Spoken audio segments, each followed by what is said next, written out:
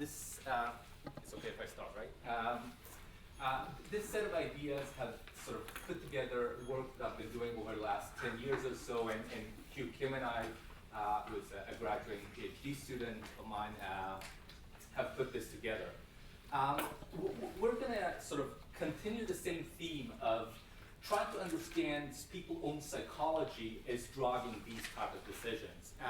But I'll take a slightly different approach, and we'll try to argue one very simple point, that many financial decisions involve trade-offs of current costs and benefits versus future costs and benefits.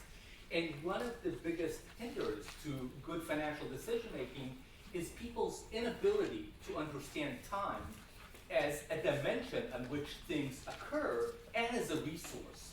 And the way me and many others have been thinking about retirement and many other financial decision making is as a class of decisions that involve current cost and benefit and future cost and benefit. All of us went and had opportunity to eat many things for breakfast.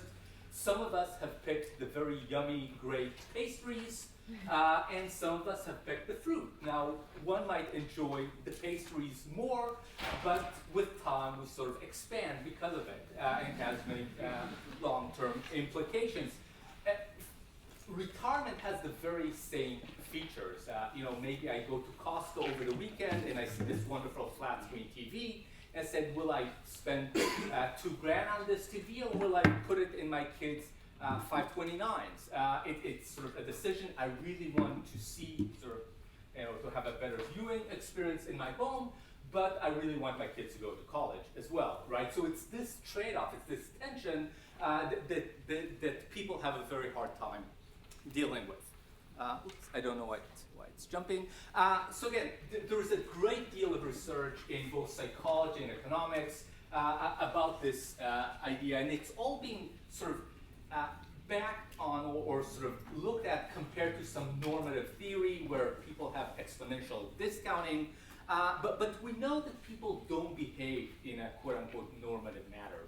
And our basic idea is that if I understand what drives people's behavior, I can put better policies and tools to make them make better decisions. So it's not about telling them what to do, but it's actually putting the right environment for them that allows them to make better decisions. So 50 years of research in 3 bullet points. What do we know about how people make such decisions? We know that people often display extraordinary level of discounting. Basically, extraordinary levels in which they prefer current benefits over much, much larger benefits in the future. And this is not just against some normative benchmark of prevailing market rates. This is, again, sort of their own statements of what they think good decision-making should do. So you pointed out before, sometimes we sort of know that milk is good for us, yet we don't drink it. Right? So sometimes we know what we should do, but we have this drive to do certain things that don't help us in our long-term goals. Very importantly, we also know that these preferences are highly context dependent. So it matters whether it's big amounts or small amounts. It matters whether we think of it as gains versus losses. It matters whether we think of it as a current benefit that we will push in the future, or we have it in the future and we bring it today. And so context highly matters in these decisions. And importantly, David Leibson is here, this is called present bias or hyperbolic discounting, is the notion that how much we prefer something now over later depends when it occurs. Again, this we refer to as hyperbolic discounting. Let me give you sort of more concrete examples. So these are 2 classic paths. So normatively, if I prefer $100 today over $110 tomorrow, if I add a constant to it, I should also prefer $110 in a month plus a day over $100 in a month. But when we see that people are faced with this decision, they often flip this preference, And we show it with hypothetical amounts, with real amounts, it's real money, and so on, and still we see that. Another form of this is where you give people an opportunity to say, I can give you $15 today.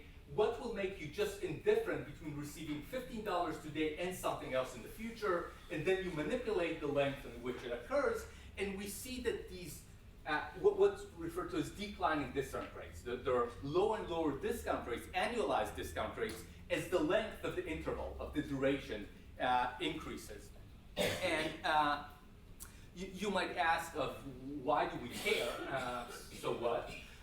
Again, the whole idea here is that if we know why it happens, we might be able to put context in which we can correct it. So why these preferences, why people show these preferences, there are two classes of explanation. One is often known as these affective drivers. It's really about the pain of giving up something today, right? It's coming from the stomach.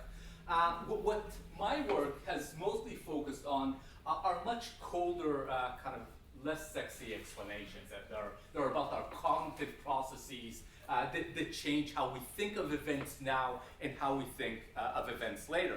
I'll focus on two key ideas. One of them is a theory that John Lynch and I have worked on, and it's called resource slack theory. It's essentially very, very simple. It's my preference for something to do something or to have something today versus the future depend on how much of it I think I have today versus later. And we see that people have very systematic biases in how much time they think they have today or tomorrow versus how much time they'll have in the future. And similar things can occur for money. So I'm really strapped for money today, but I'm going to be very well off in 2 years. Therefore, I'll start saving in 2 years rather than now. The other idea is sort of newer, and Q and I have been working on this for the last couple of years. It's the idea that people are not really good at understanding time itself, and they don't perceive time correctly, and then sort of things are sort of very expanded now, and they're crunched into the future, and whether retirement is coming in 20, 30, 40 years, it's all the same. It's some blur into the future. Okay, so this again is this idea of slack. 5 minutes, oops, I'll speak a little faster. So this idea that procrastination, delaying things, happens because people believe that they have they'll have more spare money in a year than they have right now, and because they think that they'll have more time to deal with it in the future than they'll have right now. So this idea of will you have time to deal in a month? Looking into your kids setting up a 529 plan. Sure, I'll do it, but sort of, then it comes and say, damn, I really don't have time, right? And we sort of are perceiving it over and over again. John and I call it the yes, damn effect. The notion, will I do this? Sure. When the time comes, say, oh, I really can't do it, right? And that's why these pre-commitment devices are fantastic, because they force us to commit for things in the future rather than sort of do it at every point in time. So let me just jump. The whole idea here is that we believe that we'll have more time in the future than we have right now, and we believe that we have more money in the future than we'll have right now. And the implications, I'm not going to go through all the slides, the implications are very, very clear, right? Because if we ask people, to set up something very, very, that takes a lot of time right now, they don't have the time, and they'll say, but I do have the time in the future. So it's all about these biased perception of what I'll have in the future versus now. So how do we actually deal with it? Well, one way to deal with it is, again, in terms of just pre-commitment, commit people to do things at some later point in time and then have them do this. This is why the Benarsi and Thaler's program of Save More Tomorrow has been very successful. But again, it's both time and money. We think we'll have more time in the future than we have right now, and we think we'll have more money in the future than we have right now.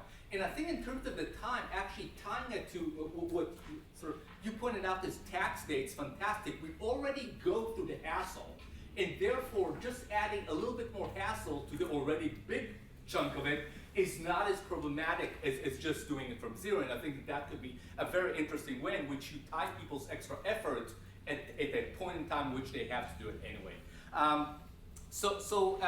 This is kind of the basic idea, and we believe that in sort of that's what our work has shown, that that's why people, for instance, fail to refinance. Even now, it's historical record sort of rates that are record low. People don't do it. Why? Because they'll do it next month, right?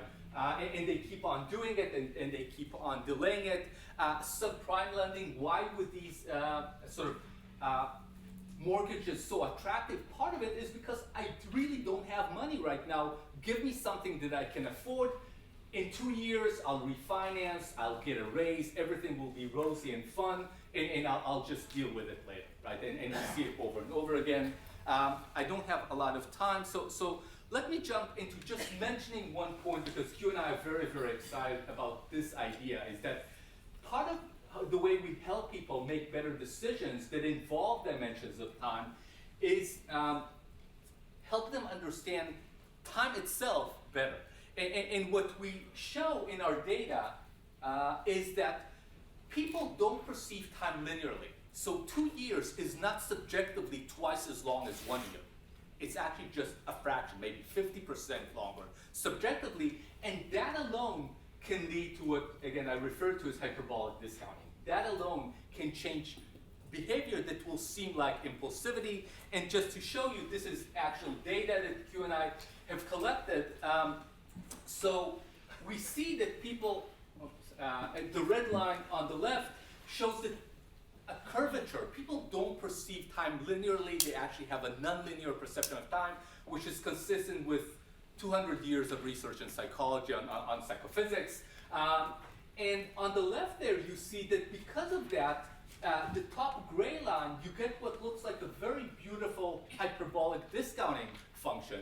However, that holds when you think of it in terms of people's, as if they're making decisions in terms of real linear time. But when you take their own subjective time into account, they look much more constant. It's just that they're making decisions not based on the reality we impose on them, but based on their own subjective experience. And this is kind of the main point I'd like sort of to leave you with, is that if we understand people's own reality, if we understand how they perceive the world, we can help them make better decisions. If we impose how they should look at the world, we'll have a much harder time. So I think I'm out of time.